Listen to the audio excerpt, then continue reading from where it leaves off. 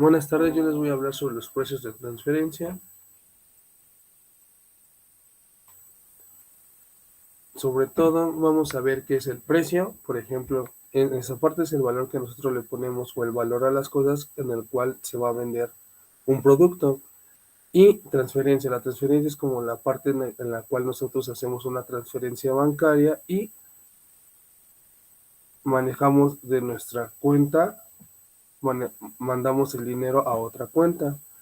Y mediante esa parte se llama transferencia, que se transfiere nuestro dinero a la otra cuenta.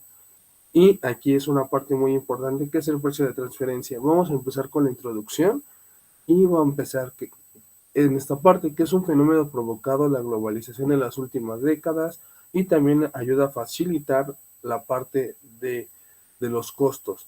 Por ejemplo, hay precios de transferencia nacional e internacional, en el cual a lo largo de esto vamos a empezar a comentarlos. Los precios de transferencia son el servicio del ajuste de precio de bienes y servicios vendidos entre entidades legales relacionadas o controladas dentro de una empresa, como lo que les había comentado. Por ejemplo, si una compañía subsidiaria vende bienes a una compañía matriz, el costo de esos bienes pagados por la matriz a la subsidiaria es el precio de transferencia y obviamente va a ser un poquito menor. Y, por ejemplo, ¿qué ventajas tienen los precios de transferencia? Bueno, número uno, los precios de transferencia son el ajuste de precios entre divisiones dentro de una empresa. Número dos, pueden ser usados como un método de asignación en precios. Número tres, se usan para distribuir ganancias o pérdidas netas ante impuestos multinacionales donde se hacen negocios comunes. Por ejemplo, si una empresa tiene una pérdida y la otra tiene una ganancia, ¿qué es lo que pasa? Se equilibra de la misma forma para que los dos enteren que tuvieron los dos y se suman que tuvieron una pérdida o los dos tuvieron una ganancia, dependiendo. Y las mayores ventajas son los precios de transferencia tienen ventajas relacionadas con sus impuestos, como las que comenté. Las compañías tienen ganancias contables de bienes y servicios en países distintos cuando son internacionales, qué tasas de impuestos más bajas en algunos casos la transferencia de bienes y servicios de un país a otro de transacciones de compañías interrelacionadas, puede permitir a una compañía evadir tarifas de bienes y servicios internacionalmente comercializados. Esto no es un visto por las autoridades regulatorias. También, ¿qué es el principio de libre competencia?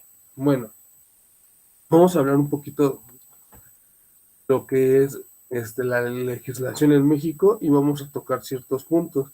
Por ejemplo, el artículo 9 de la Convención de Impuestos de la OCDE establece que los precios de transferencia entre dos entidades controladas mutuamente deben ser tratados como si fueran dos entidades independientes. El precio de libre de competencia está basado en mercados reales y provee un estándar internacional de fiscalización, lo cual permite a los gobiernos recaudar su cuota de impuestos y al mismo tiempo evadir compañías transnacionales que paguen doble contribución. Y más que nada, por eso también está lo de los convenios y esa parte. ¿Qué beneficios se tienen los precios de transferencia? ¿Qué beneficios hay?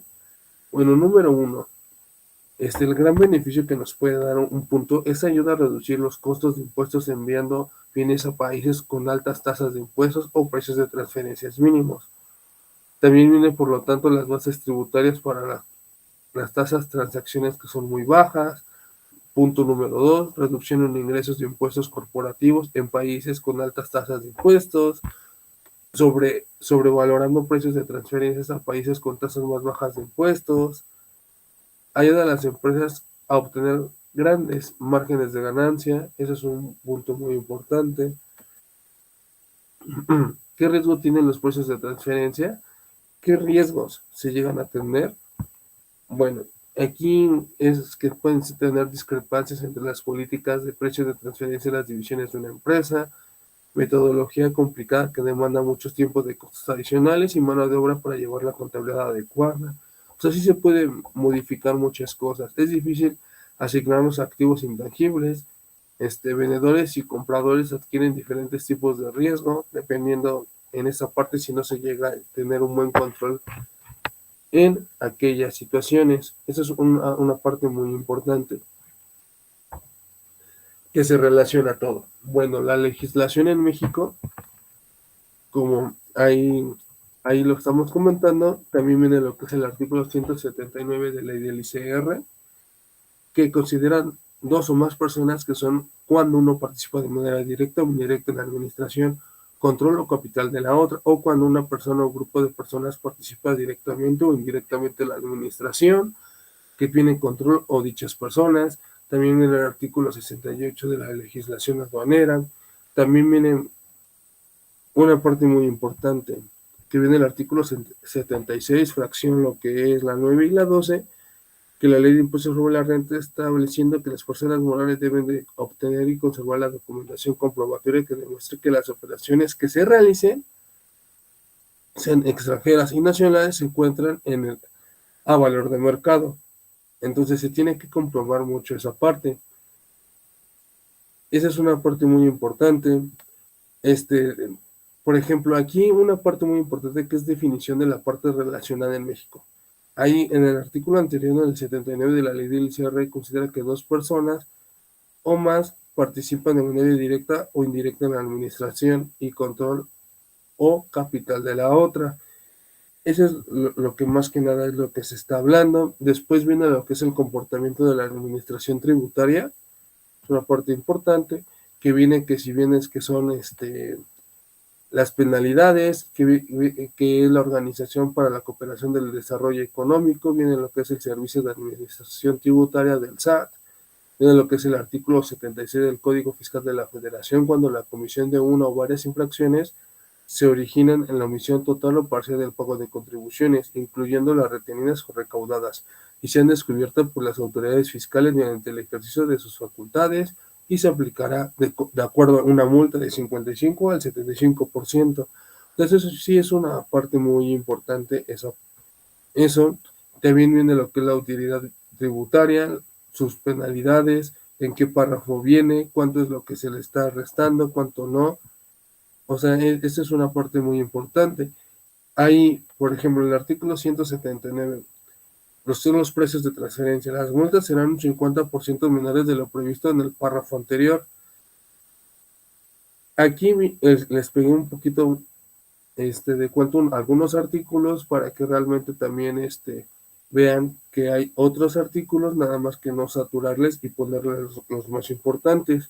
Por ejemplo, uno nada más comentándoles es el artículo 81, de no presentar o presentar información con errores la declaración informativa de las operaciones efectuadas con partes relacionadas a residentes en el extranjero durante el año calendario inmediato anterior tendrá como consecuencia una multa que puede ser de los 68,590 a los 137,190 pesos mexicanos. O sea, necesitamos hacer esta parte basándonos en las leyes, basándonos en lo que marcan los precios de transferencia, en el cual vamos a ir manejándolos de forma adecuada para que realmente se pueda respetar nuestros precios de transferencias y a la larga no tener un problema y poder, de lo que nos habíamos ahorrado, a lo mejor haciéndolo los precios de transferencia, pero con las multas, ahí ya se complica un poquito más. O sea, esa es una parte muy importante. El artículo 83 no identifica en la contabilidad las operaciones con partes relacionadas a residentes en el extranjero. Acreditará una multa de 1,000 a 3,000 pesos mexicanos por cada operación no identificada. Esa es una parte muy importante.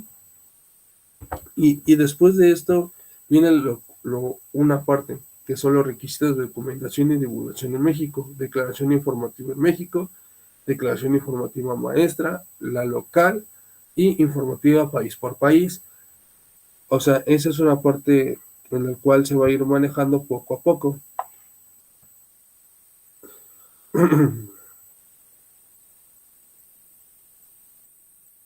Bueno, aquí como la parte que comentamos que es una declaración informativa en México.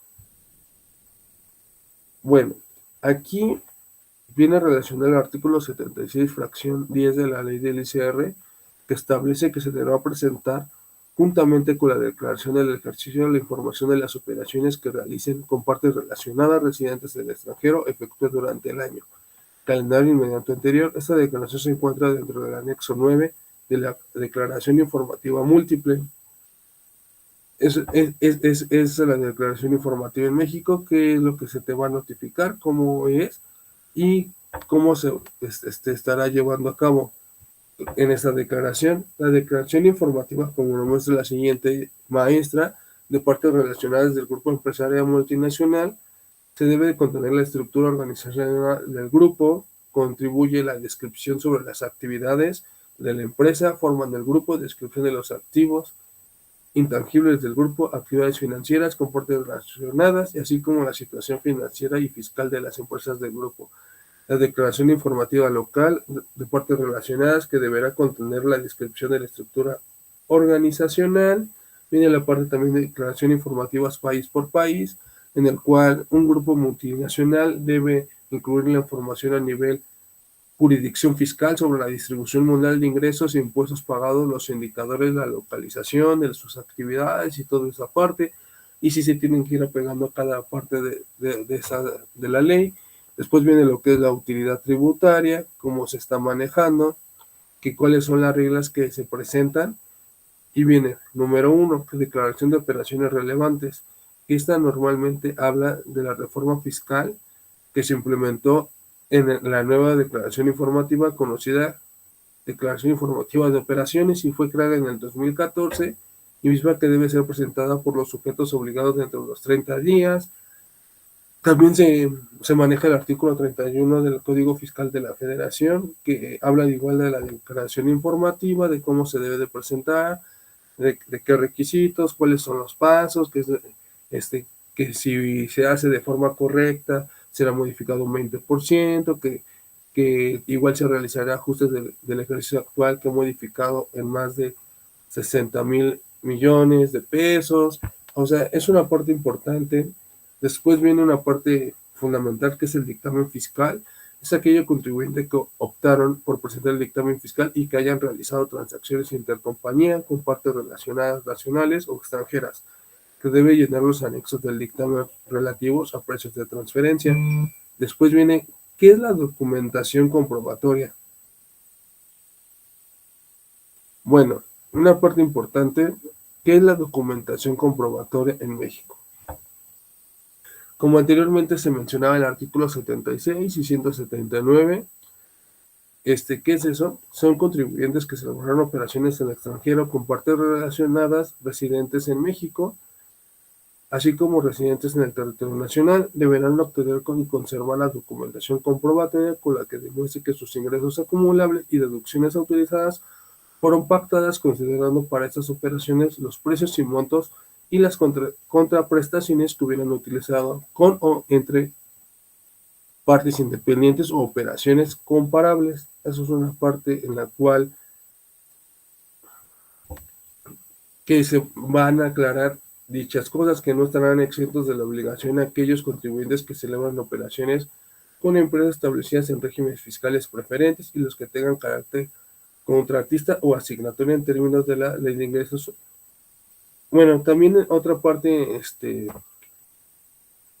es salvaguarda los estudios de precios de transferencia en México y métodos de precios de transferencia en México. ¿Cuáles son los métodos y esa parte? Bueno, en México también hay fecha límite para preparar la documentación en México.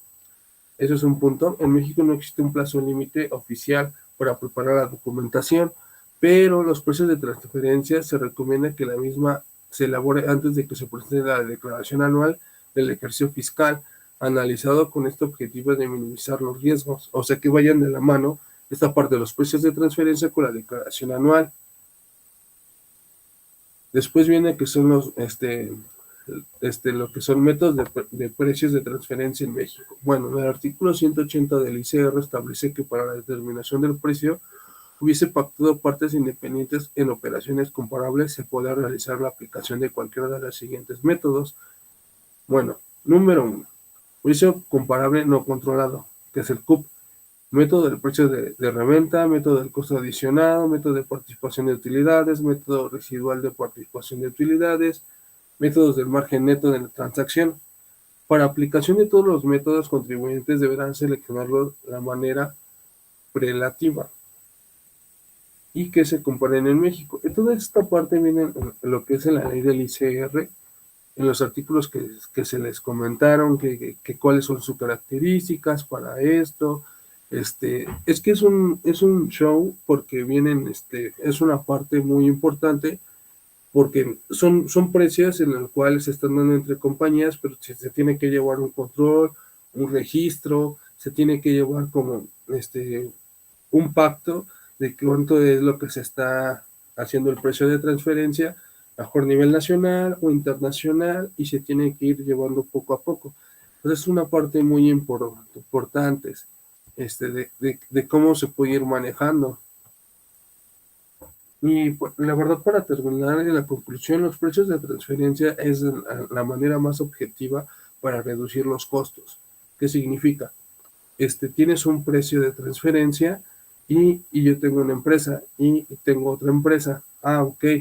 Entonces yo manejo un precio y, y realmente si tenemos consumo entre las mismas empresas del grupo, ah, ok, a mí me conviene tener un precio de transferencia de ese producto para que realmente pueda maximizar los costos y esa parte.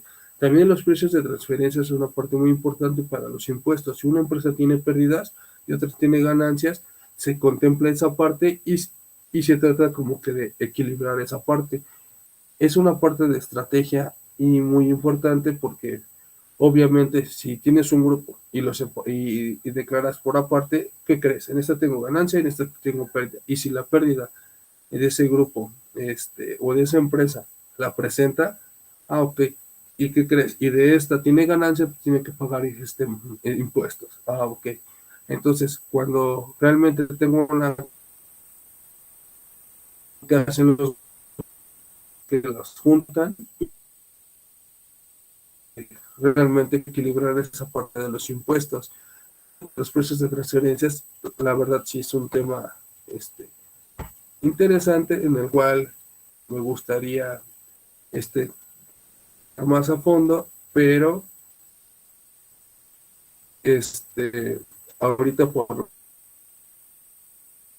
que nos dejaran esta actividad y se los agradezco. Hasta luego.